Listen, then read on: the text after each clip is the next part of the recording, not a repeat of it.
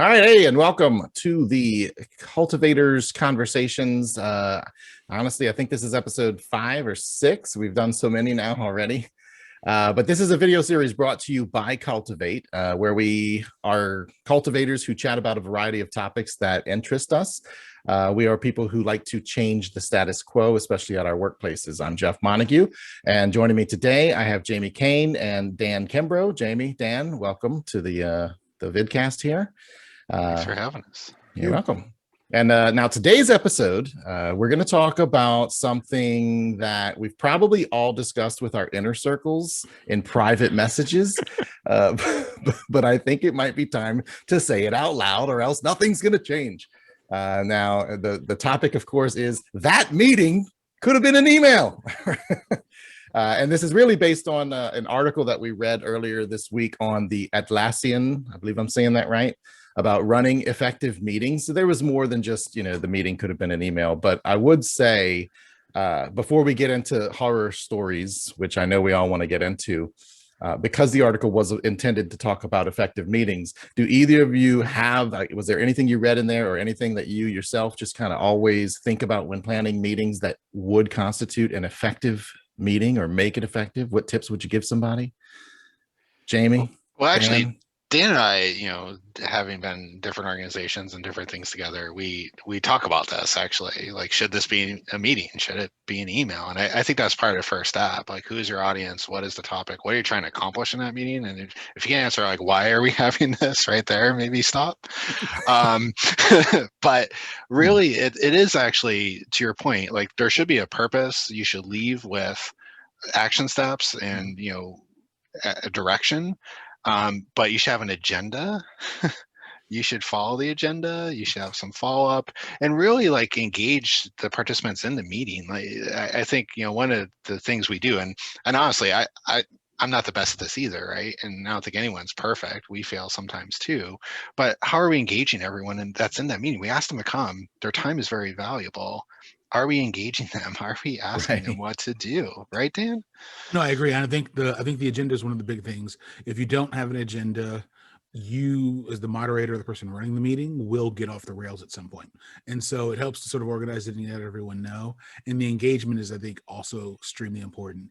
If I get invited to a meeting where I'm just going to sit off to the side and I could have taken notes and gotten the same thing out of it, it definitely could have been a meeting, email for me. Like, take me off the list. If I'm not being engaged, someone will send me notes anyway. So, yeah. That's right. So then let's get into some stories, some experiences you might have had. And we're going to leave the names of the people and the companies out of this. So do either of you have maybe an example of, and even not even just that meeting could have been an email, but maybe just meeting strategy that you feel like could have been employed? I think for me, so I worked in education as well. So I'm used to very pointless meetings, that there are 4 meetings to get to one resolution. And I think that's having an end goal of, at the end of this meeting, we will have solved X, and not like solved this branch of X. We will have solved X. Because when you have a meeting and you have to schedule a meeting to work on what was discussed in meeting 1, you've lost me entirely. I'll say 15 minutes to figure this out, as opposed to scheduling another hour-long meeting to drag it out. And so that's the big one for me. And at one institution I worked at, I actually stopped going to the meetings. I just told my department chair, I was like, I don't have equal say. I don't get to vote. And 90% of what they're talking about has nothing to do with me. And you're going to literally send me an email with the notes anyway. I'm not going. Well, and I get it, right?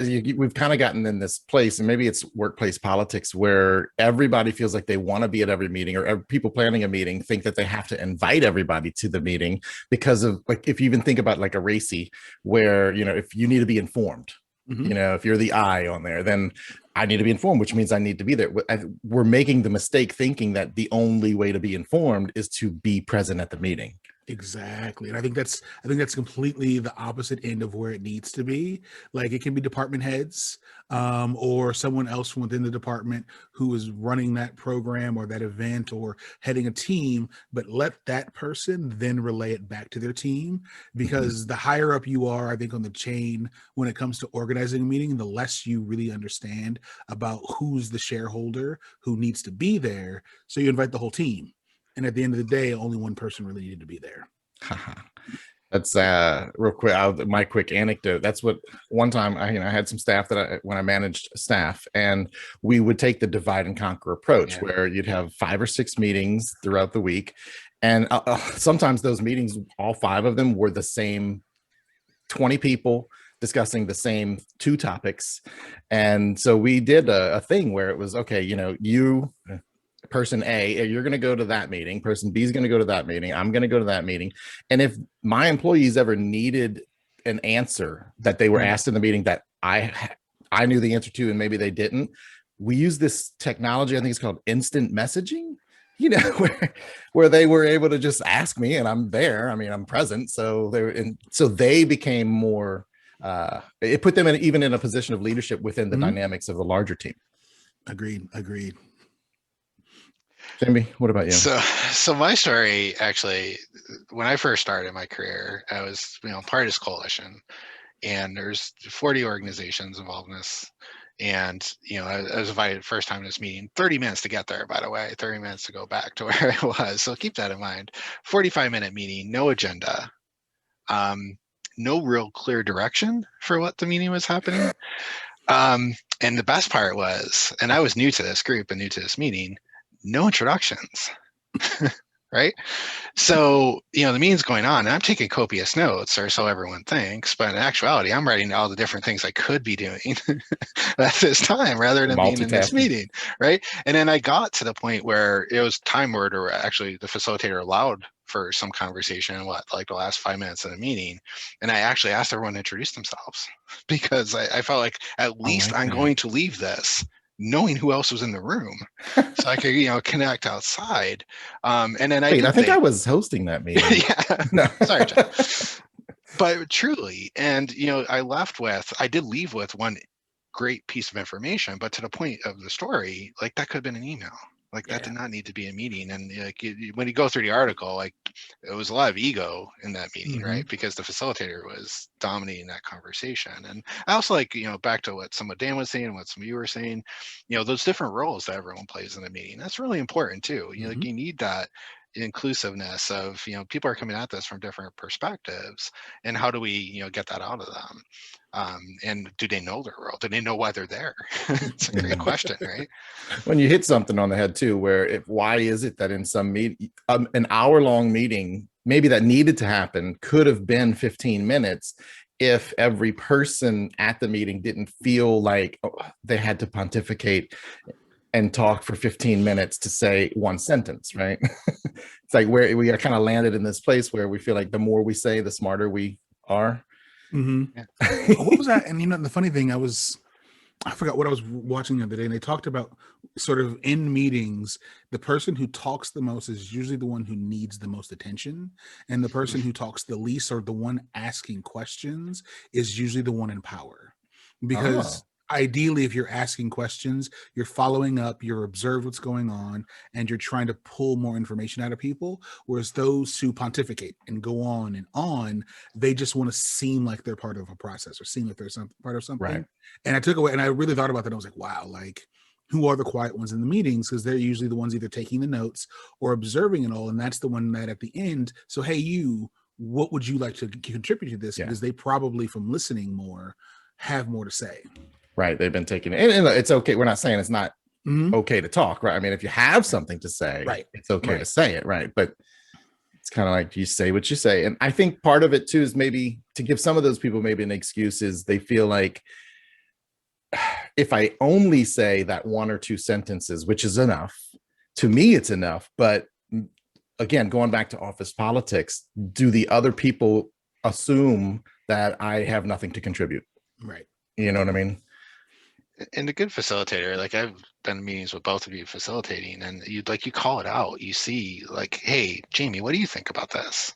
And and some people might be introverted and might not be willing to share either. And they might have the great idea and solution, but they, to your point, don't want to step on toes, or don't feel maybe their idea is able to contribute, and that's not true in most cases, right? But a good facilitator will sense that. And another point in the article talked about, when you do have a meeting, invite the fewest number of people that absolutely have a stake in what's going on, or what that topic is, which is kind of interesting. And I like that, because personally, I feel like I'm more comfortable or better in a smaller setting, like the 3 of us meeting versus 35 people in a room meeting, right? Because, and I think psychologically, anybody would be more willing to share their thoughts, and you get more done maybe when you have fewer people. I agree.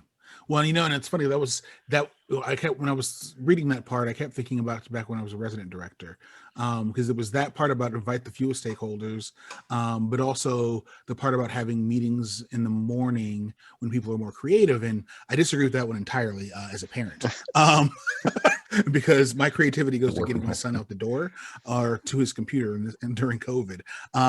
But the idea of having as few people, it was interesting, because when I was a resident director, I had 15 RAs and an assistant RD, and we had a 2-hour meeting that was pre-planned. Like, we knew what we were going to discuss. There was an agenda. What came down to me that I had to go over things that were in the building, but I couldn't say, well, floors 4 and 5, I don't really have anything for them, so I'm not going to invite them, because we were all managing a building together though.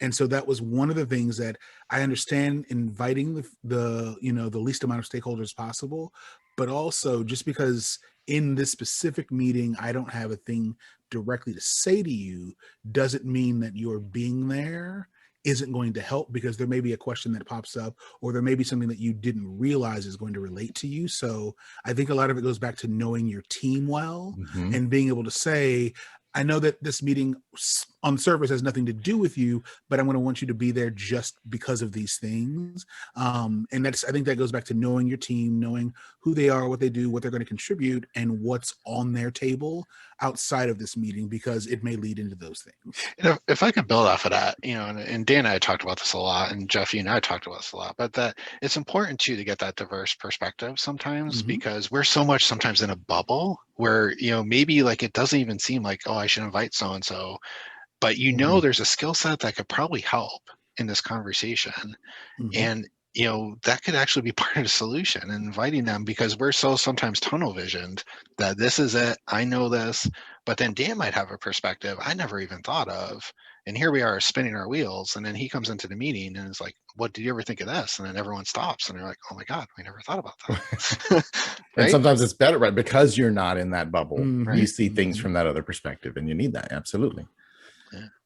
All right. And then, so finally, my final question, I guess, would be to wrap things up too. So besides meetings, just other ways to improve productivity / efficiency. I know in prepping for this, I think, Jamie, you mentioned that you and Dan had talked about even, you talk about the difference between a meeting and an email. What about an email and an instant message? Yeah.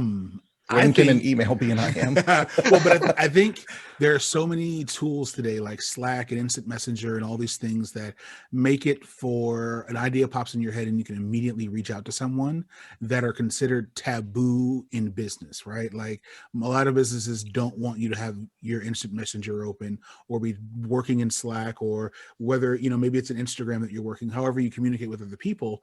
But you can save a meeting or an email by, hey, Jamie literally sent me a text, hey, there's a great idea for turnaround tomorrow. Are you free at this time? Yep, sure, let's do it.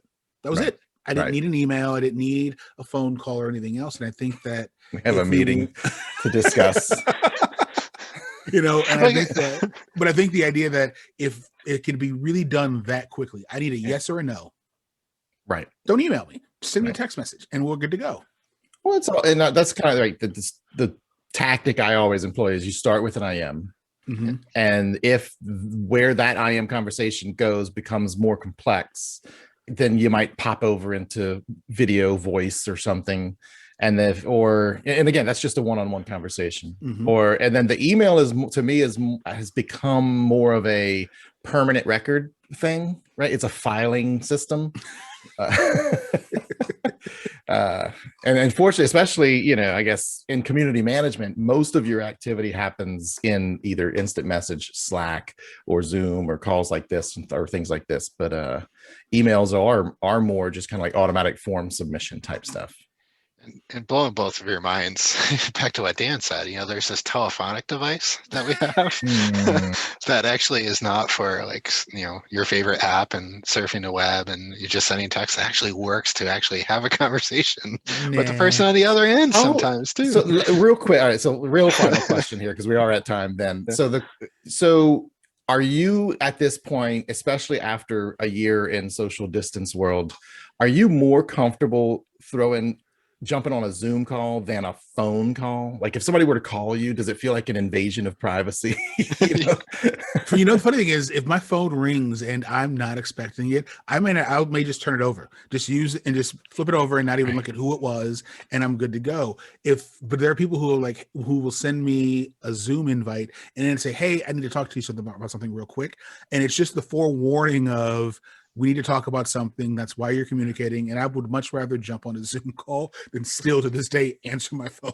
Right. So it's so funny you say that, because I like with Dan, I feel like I could send him a Teams or a Zoom and like it'd be all right. But like I need his permission to call him. Right. It's like what comedian was it that used to talk about? He said like somebody would walk up to you back in the day. People walk up to your door, knock on your door, you answer your door, and then they said something where somebody's knocking on the door, everybody shut off the lights. Exactly. You have to text your friend before you walk up, like, "Hey, can I come over?" Or now you even have to text to say, "Can I call you?" Right? Exactly. Right. Do not. Yeah, exactly. Yeah. But if I just pop up in your Microsoft Teams or Slack or Zoom, I mean, I guess to me it's the equivalent of popping my head. If we're in the same office, I just pop my head over, like, "Hey, what's up? You busy?" That's interesting. Like that. Yeah. So either way, I want to thank you both for joining us today. A very good, quick conversation. It can be funny, but I do think there's really things that a lot of people can do to be an influencer and push for that change at your place of work. I think it's okay. I think everybody would agree with you if you wanted to make less meetings, shorter meetings, more impactful meetings. We are all thinking it. We just need to do it. So thank you all for watching or listening to Cultivators Conversation. If you missed any of our previous episodes, the good news is that you don't have to watch or listen to them in order, unless they're like part 1, 2, and 3 of a series. If you're a change maker with a desire to change the status quo of where you work, join our Cultivators community by going to cultivateall.com/cultivators.